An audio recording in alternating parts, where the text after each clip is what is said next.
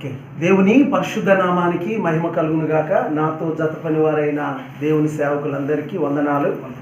మరి దేవుని యొక్క ఏర్పాటును బట్టి ఈ స్థలమందు ఈ విధంగా కూడుకొనడానికి దేవుడు ఈ అవకాశం నాకు ఇచ్చినాడని ప్రభుని నేను స్తుతిస్తూ చిన్న ప్రార్థనతో మనము ఈ కార్యక్రమాన్ని ప్రారంభించుకుందాం. దయచేసి ప్రార్థన చేసుకుందాం.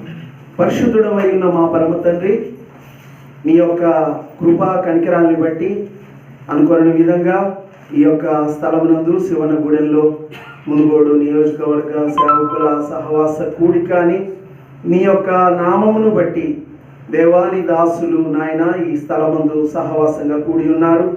అల్పుని నాయన ఇదిగో నన్ను అలాగే సోదరుడు ప్రవీణ్ బ్రదర్ను మమ్మల్ని క్షేమంగా తీసుకొచ్చావు. ఈ సమయమునందు ప్రభు అల్పుని నాయన నీ పక్షంగా నిలబడుతుండగా మేలు కొరకు నన్ను జ్ఞాపకం చేసుకోండి. నీ ప్రజలను బలపరచండి.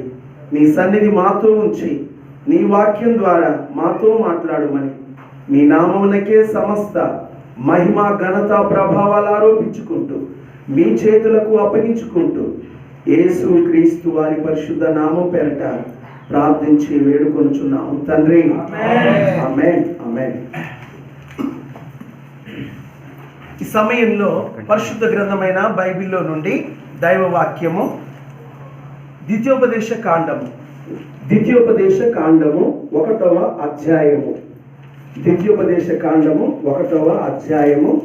దేవుని వాక్యము మనము చదువుకుందాం. న్యాయాధిపతుల గ్రంథం 1వ అధ్యాయం 1 నుండి 7 వచనాలు మనమందరము కలిసి చదువుకుందాం. న్యాయాధిపతుల గ్రంథం. యెహోషువ మృతి పొందిన తర్వాత ఇశ్రాయేలు కనానీయులతో యుద్ధము చేయుటకు తమలో ఎవరు ముందుగా వారి మీదకి పోవలసినది యెహోవా తెలియజేయనట్లు ప్రార్థన చేయగా. 2వ వచనం అందరు చదవండి.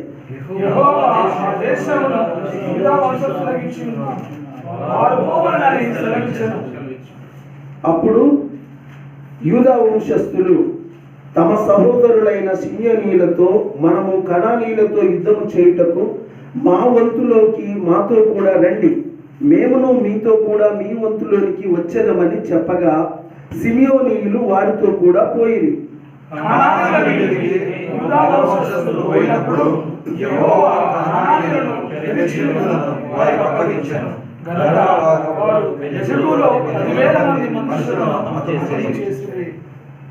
వారు బెజకులో అదోని బెజకును చూచి అతనితో యుద్ధము చేసి కనానీయులను పెరిజీయులను హతము చేసిరి.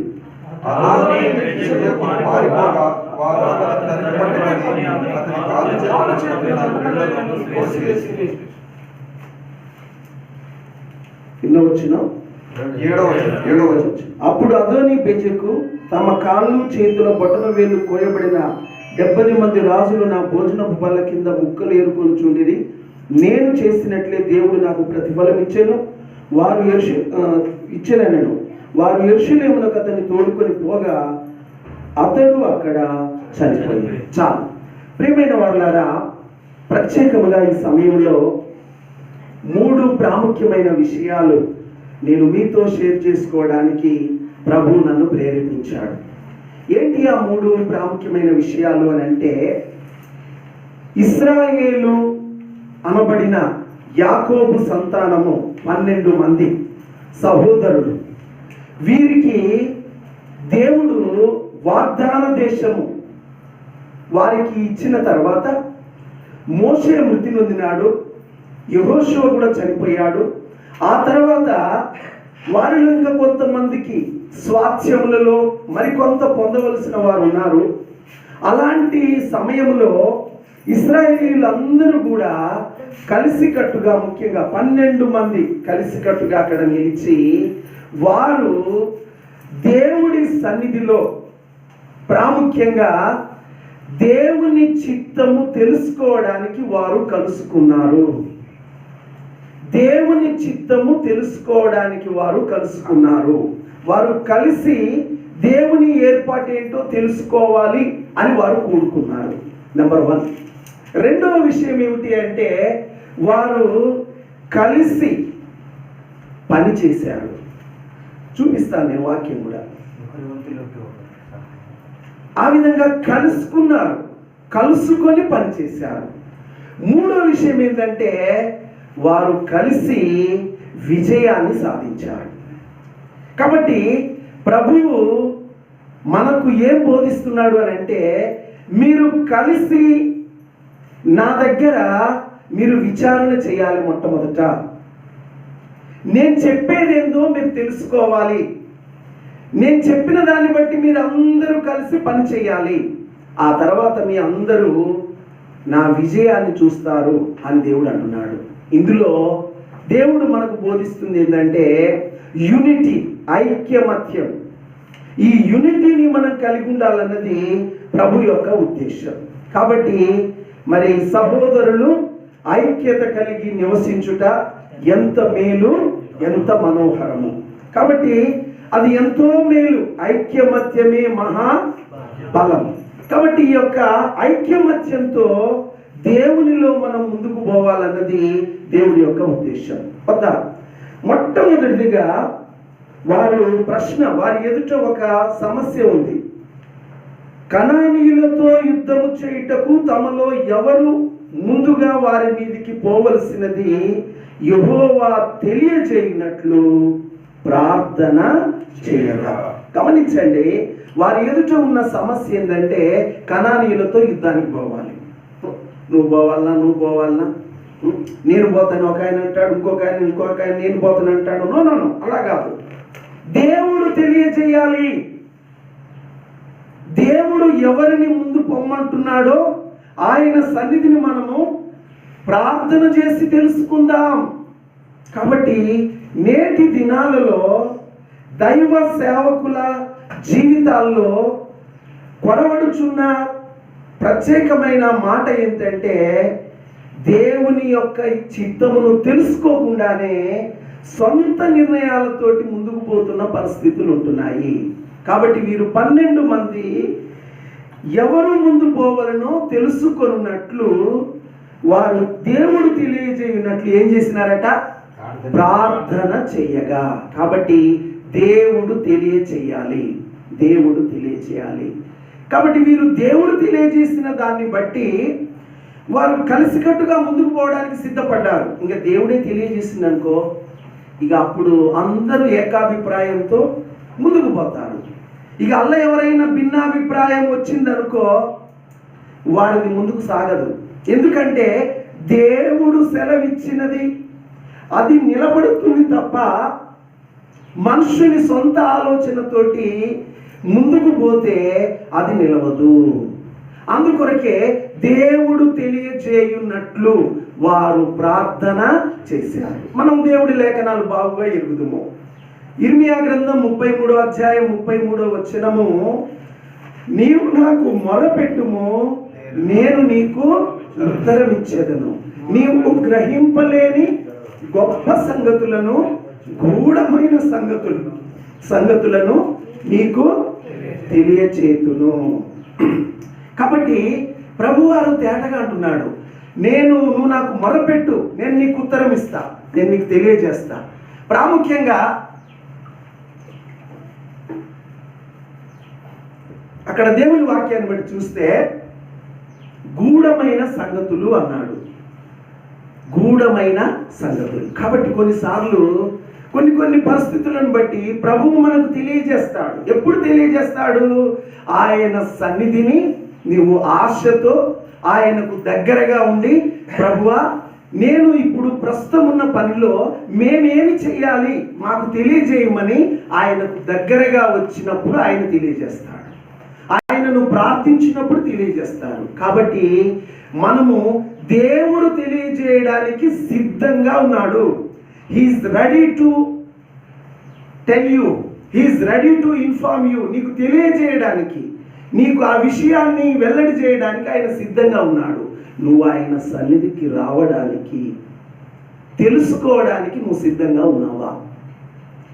చూడండి, సమూయేలు యెహోవా మందసము ఉన్న ఆ స్థలమునందు ఆలయంలో పడుకున్నాడు. దేవుడు మాట్లాడుచున్నాడు. సమూయేలు సమూయేలు అని పిలువబడుతున్నది. ఒకసారి పిలిచినప్పుడు అతడు ఏలి దగ్గరికి పోయి, ఏలినవాడా మీరు నన్ను పిలిచారు అని అంటున్నాడు. కానీ నేను పిలవలేదన్నాడు. 1 పోయింది, 2 పోయింది, 3వసారి కూడా అలాగే జరిగింది. కానీ 3వసారి మళ్ళీ చెప్పాడు అతడు, ఇతన్ని పిలుస్తున్నవాడు ఎవరు? దేవుడే పిలుస్తున్నాడు. అందును బట్టి ఈసారి గాక పిలిస్తే నీ దాసుడు ఆలకించుచున్నాడు, ఆజ్ఞ ఇమ్ము అని అన్నాడు. అలాగే అన్నాడు. అలా అన్న తర్వాత జరిగింది ఏంటి అని అంటే, తాను దేవుని యొక్క చిత్తమును తెలుసుకున్నాడు. ఇక్కడ మనం ఒక చిన్న పాయింట్ తెలుసుకోవాలి. మనం అందరం దైవ సేవకులం, ఎరిగిన వారమే. నేనే మీకంటే ఎక్కువ ఏదో ఎరిగిన వారిని నేను అనుకుంటలేను. ప్రభువు నాకు వెల్లడి చేసినది మీకు వెల్లడి చేస్తున్నాను, అంతే. గమనించండి ప్రియులారా, సమూయేలు దేవునికి దగ్గరగా ఉన్నాడు. దేవునికి దగ్గరగా ఉండబట్టే దేవుని యొక్క స్వరము, దేవుని యొక్క చెయ్యబోయే కార్యమును తెలుసుకోగలిగినాడు. నీవు దైవజనుడిగా దేవునికి దగ్గరగా ఉండగలిగితే దేవుడు తన చిత్తాన్ని నీకు చేయడానికి సిద్ధంగా ఉన్నాడు. కానీ నువ్వే దగ్గరగా లేవు. ఏలీ కుటుంబము, ఏలీ కుమారులు అసలు దేవుని మందిరముకు వారు సహవాసమే లేకుండా ఉన్నారు, పేరుకు మాత్రమే ఉన్నారు. కానీ సమూయేలు దేవునికి దగ్గరగా ఉండటం బట్టి దేవుడు తెలియజేస్తున్నాడు. మీ చెవులు వింటే గింగురులు అంటాయి, అలాంటి దాన్ని నేను తెలియజేయబోతున్నానని దేవుడు సమూయేలుకు తెలియపరిచాడు. కాబట్టి దేవుడు మరి మనకు కూడా తెలియజేయడానికి సిద్ధంగా ఉన్నాడు. కాబట్టి మనం ప్రభు దగ్గరికి వెళ్ళి తెలుసుకోవాలి, ప్రభు దగ్గరికి వెళ్ళి తెలుసుకోవాలి. ఇది దేవుడి వాక్యాన్ని బట్టి మనం చూసే సత్యం. గమనించండి, దేవుని యొక్క సేవలో దేవుని ఆలోచన తెలుసుకొనుట చాలా ప్రాముఖ్యం. దేవుడి సన్నిధిలో నీవు తెలుసుకొని పని చేస్తున్నావు అని అంటే నువ్వు దేవుని సేవ చేస్తున్నావు అని అర్థం. దేవుని సేవలో తెలుసుకోకుండానే నీ ఇష్టం వచ్చిన ప్రకారం నువ్వు దేవుడి దగ్గర ఆలోచన లేకుండానే, దేవుని అనుమతి లేకుండానే పోతున్నావు అని అంటే అది దేవుని సేవ కాదు, నీ సేవే. దేవుడి దగ్గర తెలుసుకొని వెళ్ళిందేమో ప్రభు సేవ, నీకు నీవుగా దేవుడి దగ్గర ఆలోచన చేయకుండా వెళ్ళింది అది నీ సేవే. నీ సేవ నిలుస్తుందా? దేవుడి సేవ నిలుస్తుందా? దేవుని సేవే నిలుస్తుంది. నువ్వు దేవుని సేవకుడిగా ముందు ఆయన దగ్గర కనిపెట్టి అడగడం చాలా ప్రాముఖ్యం. వ్యక్తిగతంగా అందరూ కలిసి అడిగారు అక్కడ. వ్యక్తిగతంగా కూడా అడగడం మనకు ప్రతి ఒక్కరికి అవసరం. ఒకసారి వాక్యానికి వద్దాం. నాకు సహాయం చేయండి. కీర్తనల గ్రంథం, దావీదు కీర్తన 25:4 వచనం. 25:4 యెహోవా నీ మార్గములను నాకు తెలియజేయుము, నీ త్రోవలను నాకు తేటపరచుము. చూడండి, యెహోవా నీ మార్గములను నాకు తెలియజేయుము. దేవుని సేవకుడిగా దేవుని మార్గాలు తెలుసుకొనుట నీకు చాలా ప్రాముఖ్యం. దేవుని మార్గాలు తెలవకుండా నీవు దేవుని యొక్క చిత్తం నెరవేర్చలేవు. అందుకొరకు దావీదు నీ మార్గాలు నాకు తెలియచేయుము అని అంటున్నాడు. మనం దైవజనులుగా దేవుని మార్గాలు ఏంటో తెలుసుకోవాలి. దేవుని మార్గాల మీద ఒక ఆయన ఏర్పాటు ఏంటో మనం ఎరిగి ఉండాలి. ఇది ప్రాముఖ్యంగా దైవజనులకు ప్రాముఖ్యంగా మనం అడగవలసింది. అది నీ మార్గాలు ఏమిటి తెలియజేయి తండ్రి అని అడగాలి. తర్వాత మరొక మాట దావీదు అంటాడు. చూడండి, 143వ కీర్తన 8వ వచనం. 143వ కీర్తన 8వ వచనం. 143:8. నీ యందు నేను నమ్మిక ఉంచి ఉన్నాను, ఉదయమున నీ కృప వాక్యమును నాకు వినిపింపుము. నీ వైపు నా మనసు నేను ఎత్తుకొని, చూడండి, నీ వైపు నా మనసును ఎత్తుకొనుచున్నాను. నేను నడవలసిన మార్గము నాకు తెలియజేయు. నేను నడవలసిన మార్గమును నాకు తెలియజేయము. ఇంతకు ముందేమో నీ మార్గాలు తెలియజేయము అన్నాడు. దేవుని మార్గాలు చాలా ఉన్నాయి, దేవుని మార్గాలు చాలా ఉన్నాయి, అవి మనం తెలుసుకోవాలి. ఇప్పుడు రెండో మాట, మనం తెలుసుకోవాల్సిన రెండో మాట ఏంటంటే, నేను నడవలసిన మార్గము తెలియచేయము. కాబట్టి నేను ఏ మార్గంలో నడవాలి, నీ మార్గాలు నాకు తెలియజేయమని మొదట అడిగాడు. ఇప్పుడు అంటున్నాడు, నేను నడవలసిన మార్గము నాకు తెలియచేయము. కాబట్టి దైవజనుడుగా, ప్రభువా నీ మార్గము, నేను ఏ మార్గంలో నడవాలి నాకు తెలియజేయమని దేవుడి దగ్గర అడుగుట, ఇది చాలా ప్రాముఖ్యమైన విషయంగా దేవుని మాటను బట్టి మనం చూస్తున్నాం. అంతేకాదు, ఇంకా అడగాలి. ఏమడగాలి అని అంటే, దావీదు జీవితంలో దేవుని సన్నిధిలో విచారణ చేసే మంచి అలవాటు కలిగిన దైవజనుడు. ప్రతిదాని విషయంలో దేవుడి దగ్గర విచారణ చేసే మంచి అలవాటు దైవజనులకు అవసరం. చూడండి, అతడు ఇంకేమడిగాడో తెలుసా? 39వ కీర్తన 4వ వచనం చూడండి ఒకసారి. ఏముందో 39వ కీర్తన 4వ వచనం. కీర్తన 39:4. యెహోవా నా అంతము ఎట్లుండునది, నా దినముల ప్రమాణము ఎంతైనది నాకు తెలుపుము. ఆ వర్డ్ ఒకసారి ఆలోచన చేద్దాం కదా. నా అంతము ఎట్లుండునది, నా దినముల ప్రమాణము ఎంతైనది నాకు తెలుపు. ఎంతకాలం నేను బతుకుతాను ప్రభా? అదే అన్నమాట. నేను ఎంతకాలం జీవిస్తాను ప్రభువా? నా అంతం ఎట్లుంటుంది ప్రభువా? He knows beforehand God's will. అంటే తన యొక్క జీవితాన్ని గురించి ప్రభు సన్నిధిలో ఉండి ముందే తెలుసుకున్నాడు. దైవ సేవకులకు ఉండవలసిన ప్రాముఖ్యమైన లక్షణం ఇదే. సేవ తెలుసుకొని పని చేయి, గాలివాటుగా పనిచేయబాకు. సేవకు పోతున్నాను అని పోవడం కాదు. దేవుడు ఆ సేవ విషయంలో నీకు చెప్పాడా? దేవుడి దగ్గర తెలుసుకున్నావా? ఇది చాలా ప్రాముఖ్యమైన విషయం. ఓ దైవజనుడు చెప్తున్నాడట, అయ్యా సాయంకాలం మీరేం చేస్తారు అంటే, సాయంకాలము రాత్రి 9 గంటలకు కూడిక ముగింపుకున్న తర్వాత మార్నింగ్ ఉదయకాలం ఆరాధన ఉంటుంది, మధ్యాహ్నము యవనస్తుల కూడిక ఉంటుంది, రాత్రి సువార్త కూడిక 9 గంటలకు ముగించబడిన తర్వాత నేను ఇంటికి వచ్చి ప్రార్థన చేసుకొని అన్నం తిని పడుకుంటా. ఆ తర్వాత నేను ప్రభు రాజ్యం చేరుకుంటా అని చెప్పాడట దైవజనుడు. తన గురించి తాను పూర్తిగా తెలుసుకున్నాడు. కాబట్టి నేటి దినాల్లో చాలా మంది సేవ ఎలా చేస్తున్నారంటే, వారి సేవ గురించి అసలు వారికే తెలియదు. వారి సేవ గురించి వారికే తెలియదు. ఏదో సేవ చేస్తున్నామంటున్నారు. నీ సేవ గురించిన పిలుపు, నీవు సేవ ఎలా చేయాలో నువ్వు ముందుగా దేవుడి దగ్గర ఎరిగి దాన్ని బట్టి నువ్వు ముందుకు పోవాలి. అక్కడ తన అంతము చెప్పు అని అంటున్నాడంటే, అతని అంతమంతా అతనికి తెలిసిపోయింది. దేవుడి దగ్గర తెలుసుకోగలిగినాడు. తన దినాల గురించి కూడా తెలుసుకున్నాడు. అందుకొరకే భక్త పౌలు 1 కొరింథీ 9:26లో ఓ మంచి మాట అంటాడు, నేను గురి చూడని వాని వలె పరిగెత్తుతలేను. నాకు కనపడుతుందయ్యా నా గురి, నా గోల్ ఏందో నాకు తెలుస్తుంది. నా గోల్ దగ్గరికి నేను వెళ్తున్నా. గాలిని కొట్టినట్టుగా పోట్లాడుట లేదు.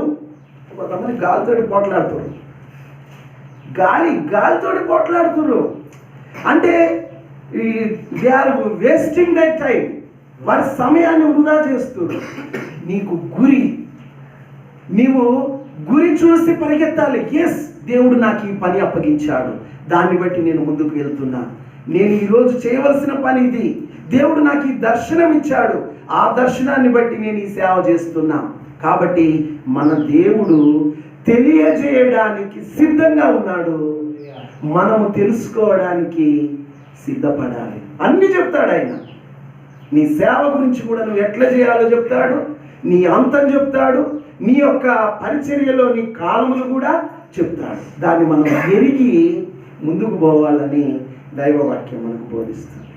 అంతేకాదు ప్రియులారా, దేవుని సన్నిధిలో ఇంకొక ప్రాముఖ్యమైన విషయం ఏంటంటే, దేవుని యొక్క చిత్తమును తెలుసుకునేవారు వారి జీవితంలో భయంకరమైన కీడుల్లో నుండి కూడా తప్పించబడతారు. దేవుని చిత్తము తెలుసుకునేవారు వారి జీవితంలో భయంకరమైన కీడుల్లో నుండి కూడా తప్పించబడతారు. ఒక్కసారి చూద్దాం రండి. దానియేలు గ్రంథం 2వ అధ్యాయం 17వ వచనం. దానియేలు గ్రంథం 2వ అధ్యాయం 17వ వచనం. అప్పుడు దానియేలు తన ఇంటికి పోయి తన స్నేహితులైన హనన్యాకును మిషాయేలుకును అజర్యాకును సంగతి తెలియజేసి తానును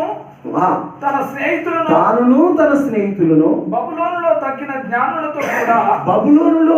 తక్కిన జ్ఞానులతో కూడా నశింపకుండునట్లు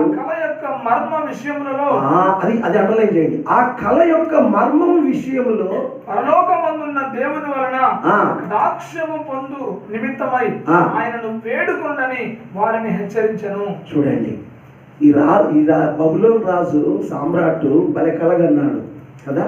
కలగన్నాడట, కళ మర్చిపోయినాడు. అసలు కథ ఏం చెప్పనా, కళేం మర్చిపోలేదు, కళ గుర్తే ఉంది. కాకపోతే బబులోను జ్ఞానులకు ఒక చిన్న టెస్ట్ పెట్టాడు.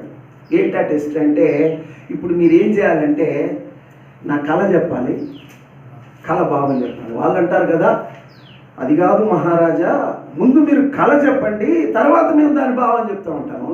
నాకు తెలుసు మీ ట్రిక్కులన్నీ, అవి నాకు అవసరం లేదు. ముందు మీరు నాకు నేను ఏ కళ కన్నానో ఆ కళగాక మీరు నాకు చెప్పగలిగితే అప్పుడు దాని భావం కూడా మీరు చెప్పగలరని నేను తెలుసుకోగలుగుతాను.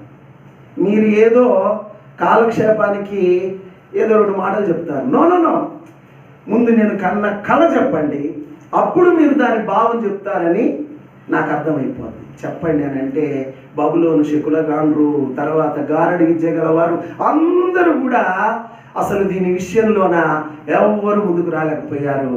అందరూ చంపబడే పరిస్థితి వచ్చింది. దానియేలును కూడా చంపడానికి ముందుకు వచ్చారు. ఈ సమయంలో ఈ యొక్క బబులోను తన 3 స్నేహితులతో కలిసి ఆ పరలోక దేవుని ద్వారా ఆ మర్మం ఏందో తెలుసుకోవాలి. రాజు గన్న కళ మనకు తెలియబడినట్లు మీరు దేవుని వేడుకోండి, మనము దేవుని వేడుకుందామని వారు దేవుని సన్నిధిలో ప్రార్థించారు. తర్వాత వాక్యం కింద ఉంది, రాత్రి దర్శనముగా కలలో దేవుడు ఆ రాజు గన్న కళ తెలియపరిచాడు. చూసారా ఎంత ప్రాముఖ్యమైన విషయం అంటే, ఈ యొక్క దానియేలు ప్రార్థన ద్వారా దేవుడి సన్నిధిలో ఆ రాజు గన్న కళ తెలుసుకున్నాడు. తద్వారా ఏం జరిగిందంటే, తాను తప్పించబడ్డాడు, తన సహోదరులైన స్నేహితులు తప్పించబడ్డారు, బబులోను జ్ఞానులందరూ కూడా సేవ్ అయ్యారు. అంటే దేవుడి చిత్తమును తెలుసుకోవడానికి ఎవరైతే ఇష్టపడతారో అట్టి వారి ద్వారా అనేకులకు మేలు ఉంటుంది. దేవుని చిత్తము తెలుసుకునే వారితో కలిసి మీరు ఉండడానికి ప్రయత్నం చేయండి. దేవుని చిత్తమే నిలుస్తుంది. మనుషుని ఆలోచనలు ఎన్ని ఉన్నా దేవుని ఆలోచనే స్థిరమవుతుంది. అందుకొరకే దేవుని యొక్క చిత్తము తెలుసుకోవడానికి సిద్ధపడాలి. వాళ్ళు అంటున్నారట, ఏమంటున్నారు, మాలో ముందుగా ఎవరు పోవలను తెలుసుకున్నట్లు యెహోవాకు ప్రార్థన చేయగా. కాబట్టి ప్రార్థన చేస్తున్నారు, వారు తెలుసుకోవడానికి ప్రార్థన చేస్తున్నారు. చూడండి ప్రియులారా, దేవుడు తన సేవకులకు తెలియజేయడానికి ఆయన ఎప్పుడు కూడా దాచడు అనేది లేఖనాలు మనం ఎరుగుతుంది కదా. ఆమోసు 3:7 దేవుడు ఏమంటాడు, తన సేవకులైన ప్రవక్తలకు తాను ఉద్దేశించినది తెలియజేయకుండా ప్రభువైన యెహోవా ఏదియో చేయడం. ఆయన తప్పకుండా నీకు తెలియజేస్తాడు. నీ అంతరంగంలో నీతో మాట్లాడతాడు, నాతో మాట్లాడతాడు, మనకు తెలియజేస్తాడు, చెయ్యబోయేదాన్ని తెలియజేస్తాడు. అయితే తెలియజేసిన దాన్ని బట్టి మనము దేవుని పని చేయడం అనేది చాలా ప్రాముఖ్యం. అబ్రహామునకు తెలియజేశాడు, దాచెదనా అన్నాడు. చూడండి, అంతసేపు దేవునితో మాట్లాడుతూ ఉన్నాడు. కొంతమంది స్నేహితులు ఏం చేస్తారంటే గంటలు మాట్లాడతారు, కానీ మర్మం మాత్రం బయటికి కక్కరు. గంటలు చెప్తారు, మాట్లాడతారు, ఫోన్లో మాట్లాడతారు, ఎదురుగా ఉండి మాట్లాడతారు, లోపల గుండెకాడ ఉన్నది అస్సలు గుట్టు విప్పనే విప్పరు. అమ్మ కపట సహోదరుడు. కానీ నా దేవుడు మన ప్రభువు అలాంటి వాడు కాదు. అబ్రహాంతో మాట్లాడాడు. అబ్రహామునకు తెలియకుండా నేను దాచెదనా అని తాను తెలియపరుస్తున్నాడు. అబ్రహాం కూడా ఏం చేశాడు అంటే వారి కొరకు ప్రార్థన చేశాడు, తెలియపరచిండు, ప్రార్థన చేసిండు. కాబట్టి దేవుడు తెలియపరుస్తుండగా నువ్వు ప్రార్థన చేయాలి. మరొక మాట, యోనాకు కూడా దేవుడు తెలియపరిచాడు. యోనా, నీవు నినివేకు వెళ్ళి ఆ ప్రజలకు దుర్గతి పట్టిందని చెప్పు అని అంటే తెలియజేసిండు. కానీ యోనాకు అక్కడికి వెళ్ళడానికి ఇష్టం లేదు. తీరాడికి పోయేసరికల్లా నినివే ఓడ లేదు, కానీ ఏ ఓడ ఉంది? తర్షీషు ఓడ సిద్ధంగా ఉంది. ముందే మనసులో అనుకుని ఉంచాడు, మరి నినివేకు నేను పోను, తర్షీషు ఓడ కాక ఉంటే దేవుని చిత్తమేమో అని తన మనసులో అనుకుంటూ వచ్చాడు. దేవుడు చెప్పిన ఆలోచన పక్కకు పెట్టాడు. తర్షీషు వాడ ఉంటే మాత్రము తర్షీషు వాడే అనుకుంటూ వచ్చినట్టుంది. మొత్తానికి తర్షీషు వాడెక్కాడు. జరిగింది ఏంటో మనకు తెలుసు. తుఫాన్, ఓడలో పెద్ద బీభత్సం, అంతా మునిగిపోయే పరిస్థితి. కాబట్టి దేవుడు తెలియజేసిన దాన్ని నీకు ఇష్టం లేక నిరాకరిస్తే కష్టాలు నువ్వే పడాల్సి వస్తుంది. ఆ కష్టాలు నీతోనే కాదు, నీ ఇంటోళ్ళకు ముడిపడతాయి, నీ సావాసంలో ముడిపడతాయి. నువ్వు ఎంతమందికి ముడిపెట్టినావో అంతమందికి కూడా ఆ కీడు ముడిపడుతుంది. కాబట్టి దేవుడి చిత్తము నీకు తెలియజేసినప్పుడు దాన్ని అనుసరించి ముందుకు పోవుట చాలా ప్రాముఖ్యమైందని దైవవాక్యాన్ని బట్టి చూస్తున్నాం. ఒకరోజు దేవుడు చాలాసార్లు నాతో కూడా చాలా విషయాలు మాట్లాడాడు. ఒక చిన్న విషయం ఏంటంటే, కొత్తగా ఒక సహోదరుడు నాకు సెల్ ఇప్పించాడు. అంతకుముందు సెల్ లేకుండే. ఆ సెల్ నేను చాలా జాగ్రత్తగా చూసుకుంటాను. ఇప్పుడు చాలా మారినాయి అనుకోండి సెల్లులు. అయితే నేను జేబులో పెట్టుకొని నా ఒక సహోదరుని సేవకుని పరిచర్యలో కలిసి మార్గంలో వచ్చేటప్పుడు నా జేబులో పెట్టుకున్నాను. ప్రభు నాతో అంటున్నాడు, ఏమంటున్నాడంటే, నీ జేబులో ఉన్న సెల్ తీసి బ్యాగులో వేయి అంటున్నాడు. ఏటగా చెప్తున్నాడు, నీ జేబులో ఉన్న సెల్ తీసి బ్యాగులు వేయి అంటున్నాడు. ఈ అర్థం లేదు ప్రభు అన్నట్టు నేను దాన్ని వదిలిపెట్టుకుంటూ వచ్చాను. దాని ఆలోచన మర్చిపోతూ దేవుడు 2-3 సార్లు జ్ఞాపకం చేశాడు. అయితే తీరా ఆ రోడ్డు మీదకి వచ్చి అతన్ని బస్సు ఎక్కిస్తూ ఇంటికి పోయి చూసుకునేసరికల్లా సెల్లు పోయింది. ప్రభు నువ్వు న్యాయవంతుడవే, నువ్వు నాకు ముందే చెప్పావు, కానీ నేనే వినలేదు. ఇది పోవడం న్యాయమే. అయితే నీ చిత్తం అయితే నాకు దొరికేటట్లు దయ చూపట్టి ఇంకెక్కడ దొరుకుతుంది. ఆడెవడో కథ తీసేసిండు, మొత్తం స్విచ్ ఆఫ్ చేసి పెట్టేసి. కాబట్టి దేవుడు నీకు తెలియజేస్తాడు, కానీ తెలియజేసినప్పుడు నువ్వు వినకపోతే దాని నష్టం నువ్వే భరిస్తావు. ఓ సేవకురాలు ఆమె కూడా దేవుడు తెలియపరుస్తూ వస్తున్నాడట. ఆ యొక్క పక్కన ఆ పిల్లకు పట్టీలు, మనవరాలు మంచి పట్టీలు పెట్టిందట, మంచి ఆ యొక్క వెండి పట్టీలు పెట్టిందట. ఆ పిల్ల ఊకే ఇట్లా అనుకుంటుంటే ఆమెకు అనిపించిందట, ఈ దియ్యి అని ఉందట. ఏంది తీసేదిలే అని అటనే పోయింది. ఆఖరికి ఆ ఊరికి పోయిన తర్వాత చూస్తే ఆ పిల్లకు పట్టీలు లేవు.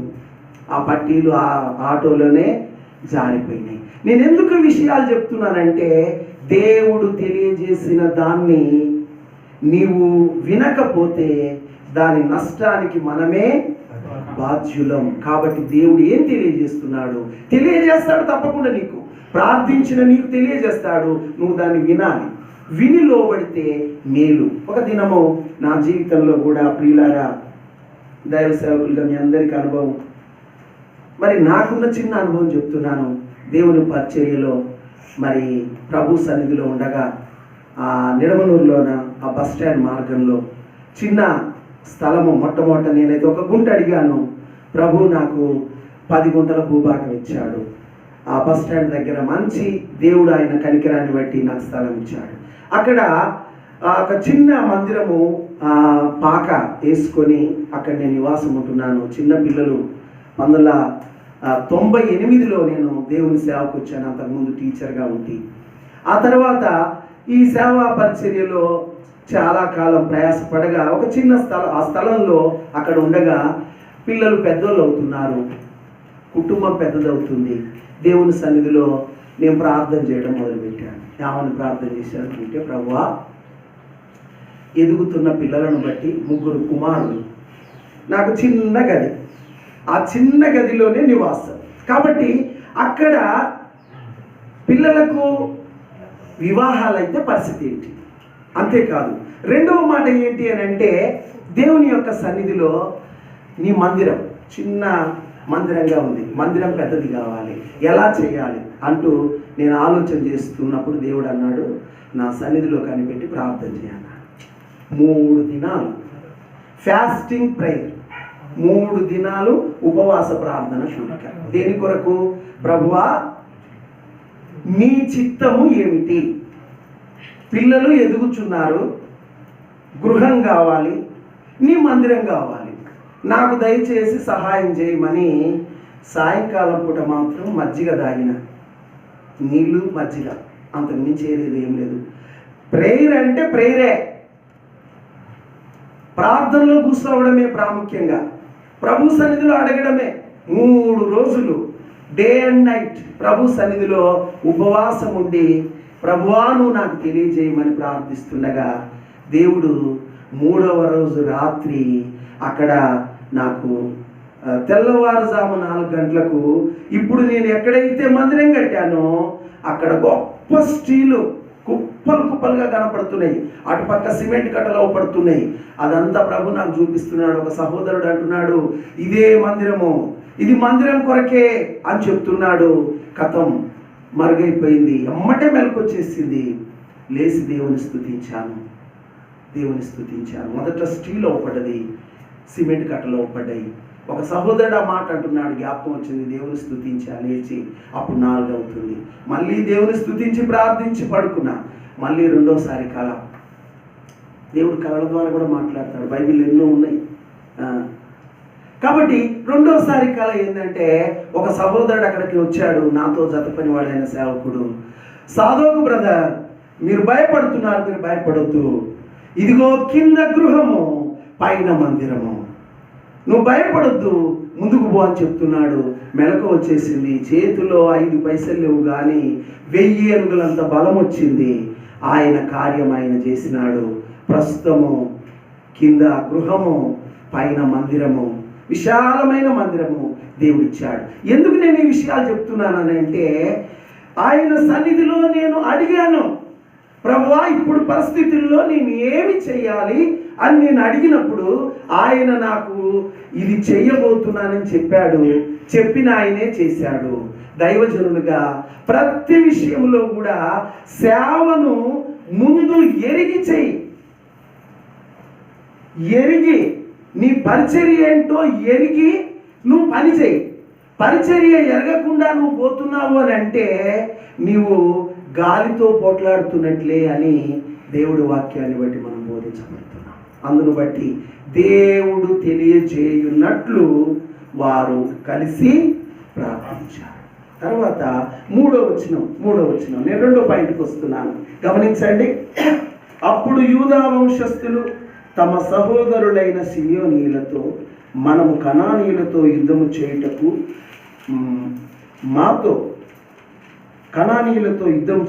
మా వంతులోనికి మాతో కూడా రండి, మేమును మీతో కూడా మీ వంతులోనికి వచ్చాము. చూడండి ఎంత మంచి మాట అండి. వారు కలిసి పని చేయడానికి సిద్ధపడుతున్నారు. కాబట్టి మీరు మా వంతులోనికి రండి, నేను మీ వంతులోనికి వస్తా. కాబట్టి ఈ విధంగా ఒకరికొకరు సహకరించుకోవడము దైవ సేవకులకు ఇది. ఇశ్రాయేలు 12 గోత్ర ప్రజలు వారు కలిసికట్టుగా వారు కలిసి ప్రార్థించారు. వారు దేవుని చిత్తం తెలుసుకున్న తర్వాత యూదావారే ముందు నడిచారు కానీ తమ సహోదరులైన సిమియోనీల సహకారము కోరారు. మీరు వస్తే రేపు మేము కూడా మీతో పాటు వస్తాం, మాతో రండి. కాబట్టి ఇక్కడ సహవాసాన్ని చూపిస్తుంది. సహవాసము, ఈ సహవాసములో కలిసి పని చేయడం, కలిసి పని చేసినప్పుడు దేవుని కార్యాలు ఘనంగా జరుగుతాయి. ఎందుకనంటే వాళ్ళు దే నో గాడ్స్ విల్. యూదా వంశస్థులు పొమ్మని దేవుడు చెప్పాడు. తెలిసిన తర్వాత ఏం చేసినారు? దేవుడు చెప్పిన దాన్ని చేయడానికి కలిసికట్టుగా వారు ముందుకు పోతున్నారు. దేవుడు చెప్పిన దాన్ని చేయడానికి కలిసి వారు ముందుకు పోతున్నారు. మనం కలిసి ముందు దేవుడి ద్వారా తెలుసుకోండి. తెలుసుకున్న తర్వాత ఏం చేయాలంటే ఆయన చెప్పిన దాన్ని చేయడానికి సహకారం తీసుకోండి. దేవుడు నాకు చెప్పినాడండి, ఇక నేనే ముందుకు పోతా. ఎస్, నువ్వే ముందు పోవాలి, నేనే ముందు పోమని చెప్పాడు. కానీ నీ సహోదరుల సహకారాన్ని కూడా తీసుకోవాలి. వాళ్ళకి అవసరం లేదండి కాదు, వాళ్ళ సహకారాన్ని కూడా తీసుకోవాలి, నీతో సహకారులుగా. ఆ విధంగా ప్రభు అక్కడ సహకారాన్ని తీసుకోమన్నట్లు ఆ లేఖనాన్ని బట్టి మనకు బోధిస్తున్నాడు. వారు కలిసి మేము వస్తామన్నారు. మీ వంతులోకి మేము వస్తాం, మా వంతులోకి మీరు రండి, మనం కలిసి యుద్ధం చేద్దామని వారు కలిసికట్టుగా పోయారు. తద్వారా అక్కడ దేవుని కార్యము బలంగా జరగడానికి అవకాశం కలిగింది. అదే మాట నేను వేరొక లేఖనం గురించి నేను ఆలోచిస్తూ ఉంటుంది. నమ్మకమైన సిగ్గుపడనక్కరలేని పనివాడు అన్న లేఖనం మీద నేను సిద్ధపాటు కలిగి ఉండగా ప్రభువు నా తలంపును మార్చాడు. ఎందుకంటే ఆ పాంప్లెట్లో నేను చూశాను, సహోదరులు ఐక్యత కలిగి నివసించుట ఎంత మేలు, ఎంత మనోహరము. ఇప్పుడు ప్రశ్నగా దీనికి నేను ఒక చిన్న మాట అడుగుతాను, నాకు జవాబు చెప్పండి. సహోదరులు ఐక్యత లేకపోవుట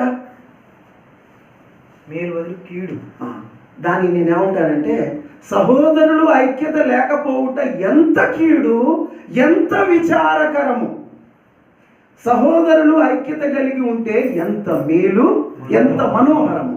సహోదరులు ఐక్యత లేకపోతే ఎంత కీడు, ఎంత విచారకరము.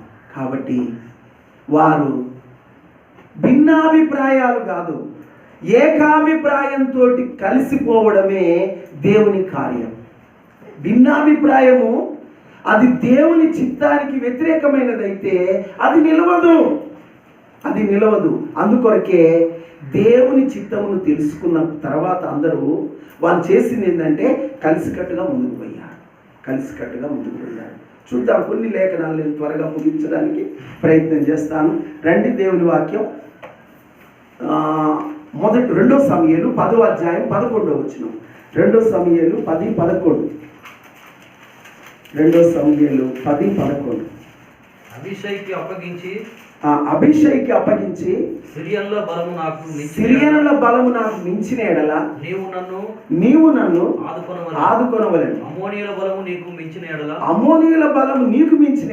నేను వచ్చి నిన్ను ఆదుకొందునని చెప్పి అమ్మోనీయులను ఎదుర్కొనుటకై తన వారిని ఊహపరచను. చూడండి, అభిషేక్ యోవాబు అన్నదమ్ములు వారు చూడండి ఎట్లా ఉన్నారో. నీవు శత్రువులతో యుద్ధం చేసేటప్పుడు నీకు బలం తక్కువైందనుకో, నేను వస్తా. నేను ఒకవేళ ఓడిపోయే పరిస్థితిలో ఉంటే నువ్వు రావాలి. ఇద్దరు సహోదరులు ఒకరికొకరు సహకరించుకున్నారు. చూడండి, దేవుని సేవలో కూడా మన ప్రభు అయిన యేసుక్రీస్తు వారు ఇద్దరిద్దరినిగా పంపినట్లు మనం దైవ వాక్యం చూస్తాం కదండి. ఇద్దరిద్దరినిగా పంపినాడు. కాబట్టి ఇద్దరు పంపటం వల్ల దేవుడి ప్రణాళిక, దేవుని కార్యం జరగడానికి అక్కడ అవకాశం ఉంది. సౌలు బర్నబా మిషనరీ టూర్ సేవ చేయడానికి వాళ్ళు పంపబడ్డారు. కాబట్టి ఆ విధంగా మరి ఆ ఇద్దరుగా పంపబడ్డట్లు దైవవాక్యాన్ని బట్టి మరి ఇద్దరు అభిషయోబుల్లాగా ఒకరికొకరు సహకరించుకుంటూ వాళ్ళు గొప్ప విజయాన్ని సాధించారు. కాబట్టి మనము సహకరించుకోగలిగే మంచి హృదయము దేవుని పిల్లలకు ఉండాలి. ఒకరికొకరు సహకరించుకొని కలిసి పని చేయడానికి సిద్ధపడితే దేవుడు మన మధ్య మహిమపరచబడతాడని దైవవాక్యాన్ని బట్టి నేను బోధిస్తున్నాను. తర్వాత గమనించండి, అపోస్తల కార్యము 4వ అధ్యాయము దేవుని వాక్యము 24వ వచనం ఒకసారి గమనించండి. అపోస్తల కార్యములు 4వ అధ్యాయము 24వ వచనం. వారు విని ఏక మనసుతో దేవునికిట్లు బిగ్గరగా మొరపెట్టింది. నాదా నువ్వు ఆకాశమును భూమిని సముద్రమును వాటిలోని సమస్తమును కలగజేసితివి. ఎప్పుడు కూడుకున్నారో మనకు తెలుసు. వాళ్ళకు పెద్ద సమస్య వచ్చినప్పుడు వారందరూ కలిసికట్టుగా కూడి ఏక మనసుతో ప్రార్థించారట. ఏక మనసుతో ప్రార్థించారు. కాబట్టి అందరి మనసు ఒకటే. దేవుని కార్యం జరగాలి, దేవుడు మహిమపరచబడాలి అన్న ఆలోచనతో వారు దేవుని పనిచేశారు. అందుకొరకే వారు ప్రార్థించారు. ఏక మనసుతో అందరూ కలిసికట్టుగా ప్రార్థించారు. ఆ తర్వాత 31వ వచనంలో చూస్తే వారందరూ కూడా పరిశుద్ధాత్మ శక్తితో నింపబడి బహు ధైర్యంగా దేవుని పని చేయడానికి ముందుకు పోయారు. అంటే వారు దేవుని పని ఎలా చేసినారంటే కలిసికట్టుగా వచ్చారు, ప్రార్థించారు, దేవుని శక్తిని అందుకొని దేవుని పని కొరకు ముందుకు వెళ్ళిపోయారు. దైవజనులకు ప్రాముఖ్యమైనవి అపోస్తల కార్యము 6వ అధ్యాయంలో తెలియజేసిన లేఖనాలు దైవజనులుగా మనం అందరం ఎరుగుదాం కదా. అక్కడ అపోస్తలులో మంచి మాట అంటారు. చూడండి, వాక్య పరిచర్య మాని బల్లల దగ్గర పనిచేయడం మాకు ఇష్టం లేదు. మేమైతే ప్రార్థన చేయట ఎందును వాక్య పరిచర్య ఎందును ఎడతెగక ఉందుము. దైవజనుడా గుర్తుంచుకో, ప్రార్థన చేయట ఎందును దేవుని వాక్య పరిచర్య ఎందును ఇదే నీ పని. దీని మీద నువ్వు శ్రద్ధ పెట్టు, దీనికి నువ్వు ప్రాధాన్యత ఇవ్వు. మరి భోజనాలు కాదా అని అంటే దానికి కూడా ఉన్నారు, కొంతమంది నమ్మకమైన వారిని నియమించు. కానీ నీకున్న మెయిన్ వింగును వదిలిపెట్టి చిన్న చిన్న వింగులను పట్టుకొని అక్కడ నువ్వు కలహాలు గొడవలకు వెళ్ళొద్దు. అది నీ పని కాదు, దానికి నమ్మకమైన వారిని నియమించు. ఆ విధంగా వారు దేవుని పని చేయడానికి ప్రాముఖ్యంగా ప్రార్థనకు ఎక్కువ అవకాశం ఇచ్చారు. తర్వాత వాక్యానికి ప్రకటించడానికి వాళ్ళు ఎక్కువ అవకాశం ఇచ్చారు. కాబట్టి మనము దైవజనులంగా ప్రార్థించి పని చేయటం. ప్రార్థన ద్వారా ఏం తెలుస్తుంది?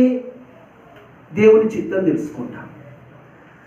చిత్తం తెలుసుకొని పని చేస్తే అది సఫలమైంది. నువ్వు ప్రార్థన చేస్తలేవు అని అంటే నువ్వు అసలు దేవుని పని చేస్తలేవు అని దాని అర్థం. నువ్వు ప్రార్థన చేస్తలేవు అని అంటే నీవు దేవుని కార్యం ఏంటో కనిపెడతలేవు. కొన్నిసార్లు చాలా చాలా విషయాల కొరకు మనం ప్రార్థిస్తుంటాం. అవి చెయ్యాలి. అనారోగ్యంగా ఉన్న వారి కొరకు ప్రార్థిస్తుంటాం, మందిరము ఎక్స్టెన్షన్ కొరకు ప్రార్థిస్తుంటాం, లేకపోతే ఇంకా నూతన ఆత్మల కొరకు ప్రార్థిస్తుంటాం. అవసరమే, కానీ వాటికంటే ఇంకా ముఖ్యమైనది తెలుసా? వాటికంటే ముఖ్యమైనది ఏంటి అని అంటే ప్రభు సన్నిధిలో, ప్రభువా నేను ఎలా సేవ చేయాలి, ఎటు పోవాలి, ఎక్కడికి వెళ్ళాలి, ఇది నువ్వు తెలుసుకోకుండా నువ్వు దేవుని కార్యాలను ఘనంగా చూడలేవు. అందుకొరకే ప్రార్థించు, పనిచేయి. ప్రార్థనలో దేవుడి చిత్తం తెలుసుకో. దేవుడి చిత్తం నీకు తెలిసిందనుకో ముందుకు పో, విజయం సాధిస్తావు. లేదనుకో 3 నష్టాలు నీ జీవితంలో అనుభవిస్తావు. ఏంటి ఆ 3 నష్టాలు అని అంటే, దేవుని సన్నిధిలో ప్రార్థించకపోవడం వల్ల నీకు దేవుని చిత్తం ఏంటో తెలియదు. నువ్వు ప్రార్థించిన ఎంతసేపటికి ఆమెకు ఆరోగ్యం బాగలేదు ప్రభువా, ఈమెకు ఆరోగ్యం బాగలేదు ప్రభువా, పిల్లకి ఆరోగ్యం బాగలేదు ప్రభువా అని అంటావు. కానీ ప్రభువా నేను సేవెట్ట చేయాలని అడగవే. చేసేది ఎవరిది? దేవుని పని. మరి దేవుని ఆలోచన లేకుండా నీ సొంత ఆలోచనతో నువ్వు దేవుడి సేవ వృద్ధి చేయగలవా? అభివృద్ధి చేస్తావా? అందుకొరకే నీ సేవ గురించి అడుగు. నేను వెళ్ళుదునా వద్దా? మోషే కూడా అంటాడు కదండి, ప్రభువా నీ సన్నిధి నాతో రాని ఎడల నన్ను ఇక్కడ నుండి పంపొద్దు, నేను ఆగిపోతా, నన్ను పంపొద్దు అని అంటాడు. నీ సన్నిధి నాతో వస్తే నేను హిమాలయాల కన్నా వెళ్తా.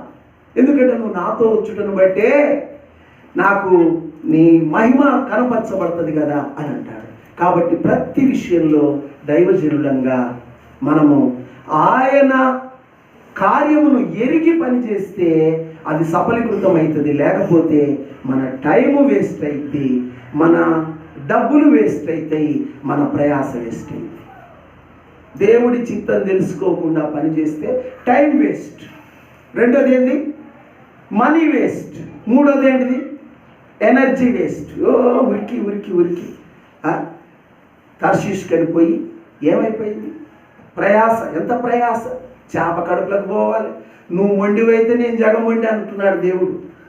నువ్వు మొండోనివైతే చూడండి ఎంత భయంకరం అంటే, యోనా తెలిసిపోయింది, నిన్ను బట్టే ఈ కీడు వచ్చిందని తెలిసిపోయింది. అప్పుడన్నా మోకరించి, ప్రభువా నన్ను క్షమించయ్యా, నువ్వు చెప్పినట్లు నేను నినివేకే పోతాను ప్రభువా అని ఆ ఓడలో మోకరించి ప్రార్థిస్తే ఎంత బాగుండు. మొండోడు నన్ను ఎత్తి సముద్రంలోనైనా పడేయండి అంటాడే కానీ తనను బట్టి తప్పు వచ్చినందుకు మోకరించి ప్రార్థన చేయడానికి ఇష్టపడలే. అందువల్లనే దేవుడు అతన్ని కష్టాల్లోకి పడేసిండు. ఇక అప్పుడు ఆ తర్వాత అతను అనుకుంటున్నాడు కదా, నా చుట్టూ చుట్టుకొనుచున్నది, పాతాళ గర్భములో నేనున్నాను, నేను దిగిపోయినాను, అగాధములకు దిగిపోయినాను అనుకుంటున్నాడు. ఆ తర్వాత మళ్ళీ ప్రార్థన చేశాడు, నీ మొక్కు వాళ్ళని నెరవేరుస్తా, నువ్వు చెప్పింది చేస్తా. వచ్చిందా బుద్ధి?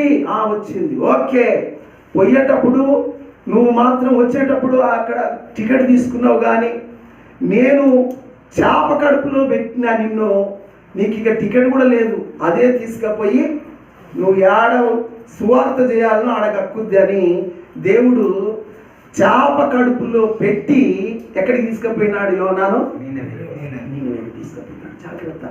నిజంగా నువ్వు ఆయన చిత్తంలో ఉంటే దేవుడు నిన్ను ఎట్టనన్న తీసుకుపోయి నీ ద్వారా పని జరిగించుకుంటాడు. మొండోడివి కావద్దు, దేవుడి చిత్తమును మరిచి ముందుకు పోవద్దు, కష్టాలు కొని తెచ్చుకోవద్దు అని దేవుడు తెలియజేస్తున్నాడు.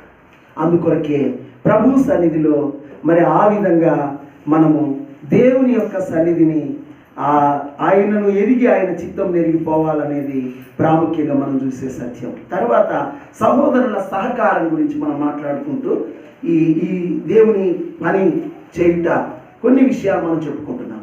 చూడండి, సహోదరులు కలిసి పనిచేశారు కదా. కలిసి పనిచేసిన సహోదరులు కలిసే పనిచేయాలా? అంతవరకేనా? ఇంకా అంతకు మించి వేరేది ఏమి ఉండదా అని అంటే ఇంకొకటి ప్రాముఖ్యమైనది ఉందండి. 2 కొరింథీ 8వ అధ్యాయం 15వ వచనం ఒకసారి చూడండి. 2 కొరింథీ 8వ అధ్యాయం 15వ వచనం. 8:15. 2 కొరింథీ 8:15 చదవండి ఒకరు. 15. ఓకే.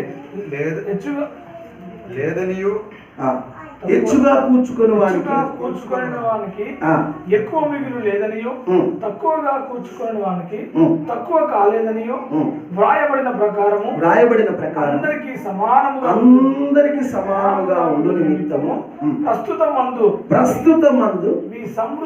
మీ సమృద్ధి వారి అక్కరకును మరి ఒకప్పుడు వారి సమృద్ధి మీ అక్కరకును సహాయమై ఉండవలనని ఇలాగు చెప్పుచున్నాను. ఫర్ ఎగ్జాంపుల్, నీకు సమృద్ధి ఉంది, నీ సహోదరుడు లేమిలో ఉన్నాడు. ఎంతసేపటికి ప్రార్థన చేయి అంటావు, కానీ జేబులో ఉన్న 1000 రూపాయలు ఉన్నాయి, కనీసం ఒక 500 తీసి ఇవ్వవే. ఇదేనా దేవుని ప్రేమ? నీ సహోదరుడు ఆ పూటకు కూటికి లేక ఇబ్బంది పడుతూ ఉండగా చలిగాచుకో, దుప్పటి కప్పుకో, ఇలాగున నీవు ఉపశమనం పొందని మాటలు చెప్పడమే కానీ ప్రేమ క్రియల్లో చూపకుండా నోటి మాటలతో చెప్పుకుంటూ పోతే అది సహవాసము కాదు, కలిసి పని చేయుట అసలే కాదు.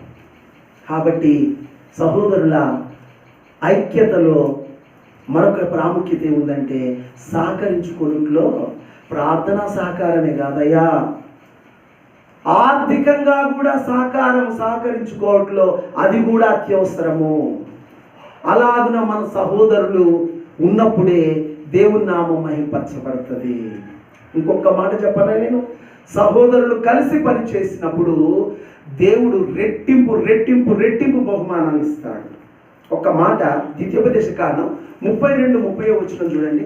ద్వితీయోపదేశం 1000 మందిని తరుము, 10,000 మందిని తరుము. యా, ఆ మాట సహోదరుడు చెప్పాడు ఆల్రెడీ. దేవునికి స్తోత్రం. ఒక మనిషి ఎంతమంది తరుగుతారట? 1000 మంది. ఇద్దరు ఎంతమంది తరుగుతారట? 10,000 మంది. ఇప్పుడు నాకు చిన్న లెక్క చెప్పండి. ఒక్కడు 1000 మందిని తరిగినట్లయితే ఇద్దరు ఎంతమందిని తరుగుతారు? లెక్క చెప్పండి నాకు. మీకు లెక్క 2,000 మందిని తరగాలి. మరి 10,000 మంది తరగడం ఏంటి? అందులో ఉన్న బలం. కాబట్టి ఐక్యతలో యూనిటీ ఈజ్ స్ట్రెంగ్త్. ఐక్యమత్యమే మహాబలం. అది లెక్క ప్రకారం ఒక్కడు 1000 మంది అయితే ఇద్దరైతే 2000 కావాలి. కానీ ఇశ్రాయేలు జనము 10,000 మందిని తరిమే బలము వారి మధ్యన దేవుడు ఉన్నాడు. వారి మధ్యన ప్రభువు ఉన్నాడు. ఎప్పుడైతే నీవు క్రీస్తు యేసునందు ఐక్యతతో కలిసి పనిచేయడానికి సిద్ధపడతావో నీ మధ్యకు దేవుడు వస్తాడు. నీ బలం 2000 కానీ, మీ ఇద్దరి బలం 2000 కానీ, మీ మధ్యనున్న ప్రభువు 8,000 పెట్టాడు. మొత్తం టోటల్ ఎంతమంది? 10,000. మీ మధ్యన ప్రభు ఉన్నాడు. ఎందుకున్నాడు ప్రభు తెలుసా? They are in God's will. వారు దేవుని చిత్తములో ఉన్నారు. ఆయన చిత్తంలో ఉండబట్టే ఆయన వారి మధ్యన ఉన్నాడు. ఆయన చిత్తంలో లేకపోతే ఆయన వారి మధ్య లేడు. కాబట్టి సహోదరులు ఐక్యతలో వారు దేవుని చిత్తము నెరిగి ఎప్పుడైతే కలిసి పనిచేస్తారో వారి మధ్యన దేవుడు ఉంటాడు. అది మహాబలానికి కారణమవుతుంది. కాబట్టి అలాంటి బలము మనం పొందుకోవాలని మరొక చిన్న మాట. రెండోదిగా దేవుడు మనకు జ్ఞాపకం చేస్తున్నాడు. ఇక మూడోది వారికి విజయం. They got victory. వారు విజయాన్ని పొందుకున్నారు. ఈ విజయంలో అక్కడ ఒక వ్యక్తి కనపడతాడండి మనకు. ఆ వ్యక్తి అదోని బెజెకు. చూడండి, ఆ కనానీయులను పెరిజీయులను ఆయా దేశాల వారిని తరుముతూ ఉన్నప్పటికీ ప్రత్యేకంగా ఒక్క రాజు గురించే అక్కడ ప్రస్తావన చేయబడింది. ఈ రాజు ఎలాంటి వాడో కూడా అతని గురించి తెలియజేయబడింది. ఇతడు పారిపోతున్నాడట. పారిపోతున్న వాడిని పట్టుకున్నారట కదా. వాక్యం ఉంది అక్కడ. ఆ వాక్యం ఒకసారి చూడండి. పారిపోతుండగా అతన్ని పట్టుకొని 6వ వచనం. అదోని బెజెకు పారిపోగా వారు అతని తరిమి పట్టుకొని అతని కాలు చేతుల బొటన వేళ్ళను కోసేసి. చూడండి, పారిపోతున్నాడు. అది ఆ బొటన వేలు కూడా చెప్తా. పారిపోతూ ఉండగా, కాబట్టి శత్రువు పారిపోతున్నాడు. ఎప్పుడైతే నువ్వు దేవుని చిత్తములో కలిసి ముందుకు పోతావో శత్రువు పారిపోతాడు. దైవవాక్యం మనం బాగా ఎరుగుతాం కదా. దేవునికి లోబడి ఉండుడి, అపవాదిని ఎదిరించుడి, అప్పుడు వాడు మీ యొద్ద నుండి పారిపోవును. ఇప్పుడు కొంచెం రివర్స్లో పెడదాం. దేవునికి లోబడకుండి అపవాదిని ఎదిరించుడి, అప్పుడు మీరు పారిపోవద్దురు. దేవునికి లోబడకుండుడి, అపవాదిని ఎదిరించుడి, అప్పుడు మీరు పారిపోవుదురు. మిమ్మల్ని ఉరికిస్తాడు వాడు. పౌలుని ఎరుగుదును, యేసుని ఎరుగుదును, మీరెవరు? Who are you? ఒక ఆయన కొత్తగా ఇంగ్లీష్ నేర్చుకున్నాడు. కొత్తగా ఇంగ్లీష్ నేర్చుకొని రోడ్డు మీద కనపడ్డానికల్లా హౌ ఆర్ యు అని అంటాడట. అదే పెద్ద ఇంగ్లీషు. ఒక ఆయన పెద్దగా ఇంగ్లీష్ మాట్లాడుతుంటే మనం అనుకుంటాం కదా, హౌ ఆర్ యు అనగానే అమ్మో వీనికి లెస్ ఇంగ్లీష్ వచ్చు అనుకుంటారు. నథింగ్, వానికి హౌ ఆర్ యు వస్తుంది, అంతకు మించి రాదు.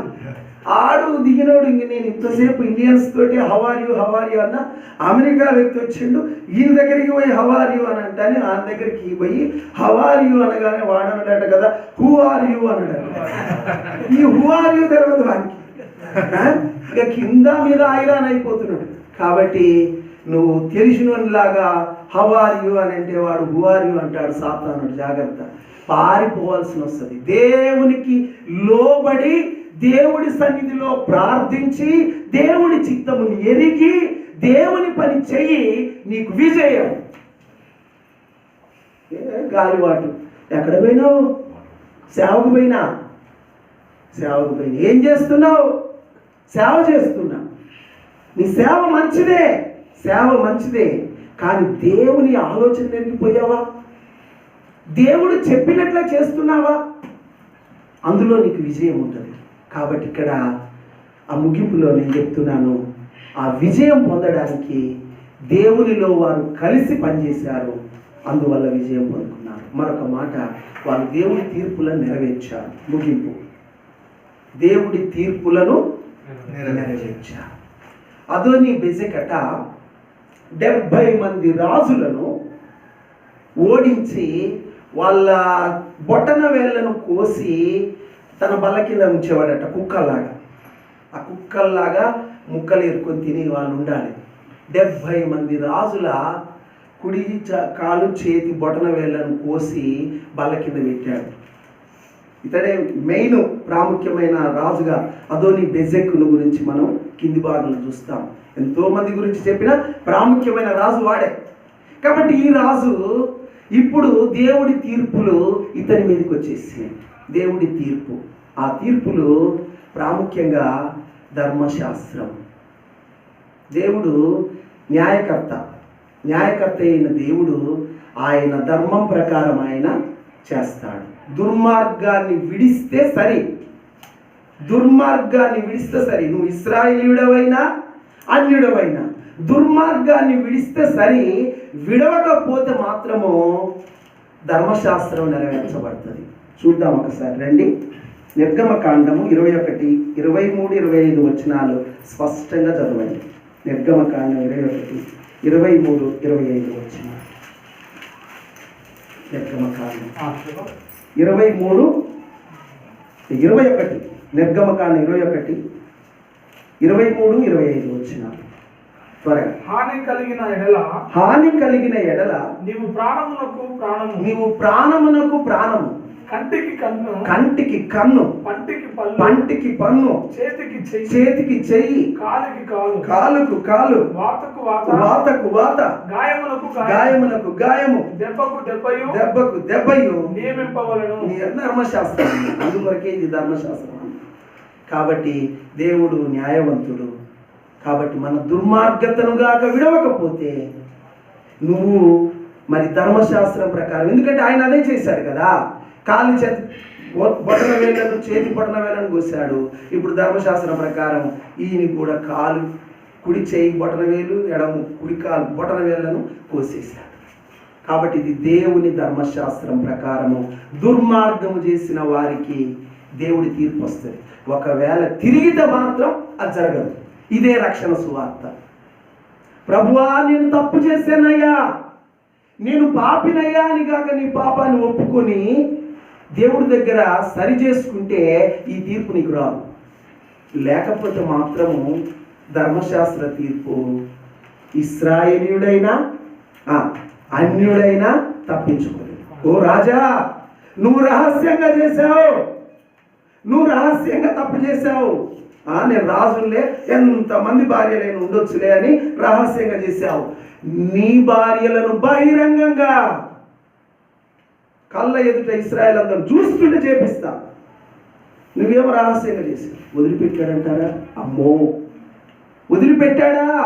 దావీదును వదిలాడా? మరి నిన్ను వదులుతాడా? నన్ను వదులుతాడా? అందుకొరకే భయపడి నడుచుకో దైవజనుడా, దేవునికి భయపడు. కాబట్టి ధర్మశాస్త్ర ప్రకారము అతడు బొటన వేలు కోసినాడు కాబట్టి ఇతను కూడా బొటన వేలు కోయబడ్డాడు.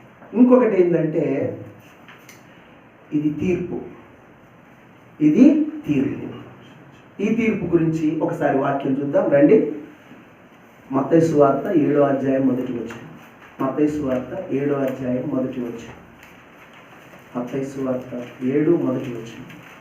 తీర్పు తీర్చకుడి, అప్పుడు మిమ్మును గూర్చి తీర్పు తీర్చబడును. మీరు ఏ కొలతతో కొలుతురో అదే కొలత మీకు మరలా కొలవబడదు. తీర్పు తీర్చబడి ఇవాళ నువ్వు ఎవరికి తీర్పు తీరుస్తున్నావు, రేపు అదే తీర్పు నీకు తీర్చబడుతుంది. అందుకొరకే నట ఓ దైవజనుడు మంచి మాట అన్నాడండి. ఆ మాట నాకు చాలా బాగా నచ్చింది. శాఖలు ఉంటాయి కదా, గవర్నమెంట్ శాఖలు. ఈ శాఖల్లో నట అన్ని శాఖలు అందరికీ ఇచ్చేసిందట, న్యాయశాఖ మాత్రం దేవుడు తన దగ్గర పెట్టుకున్నాడు.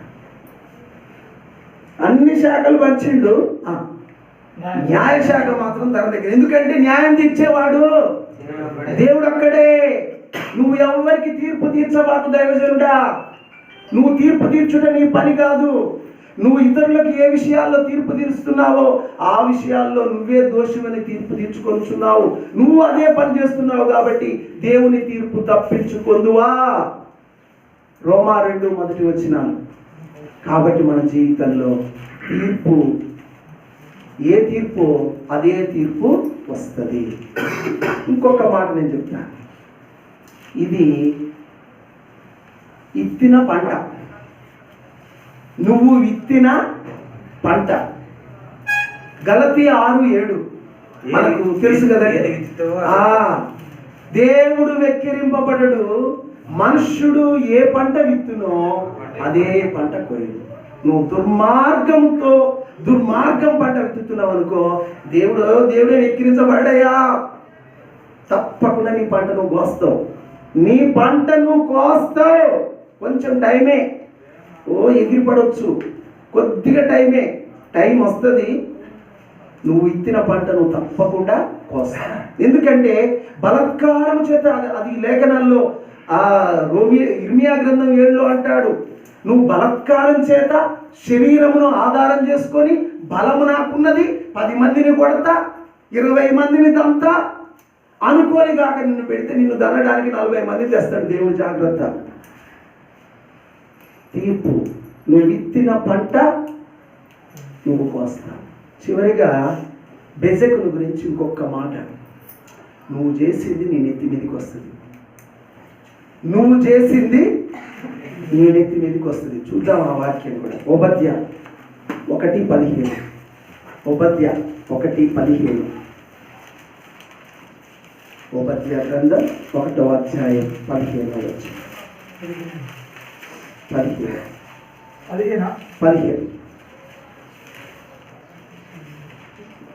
యెహోవా దినము అన్యజనులందరి మీదికి వచ్చుచున్నది. అప్పుడు నీవు చేసినట్టే నీకును చేయబడు. నీవు చేసినదే నీ నెత్తి మీదకి వచ్చును. వాళ్ళు రాసి పెట్టాడు కదా, నువ్వు చేసినదే నీ నెత్తి మీదికి వచ్చును. కాబట్టి బెజకు ఏమి చేశాడో అదే వాడి నెత్తి మీదకి వచ్చింది. ఆ విధంగా అతడు దేవుని తీర్పు గురైపోయాడు. కాబట్టి మన జీవితంలో దైవజనులుగా మనకు దేవుడు చెప్తున్నది ఏంటంటే, మనము దేవుణ్ణి బట్టి దేవుని యొక్క విజయములో నిలిచి ఉండాలి.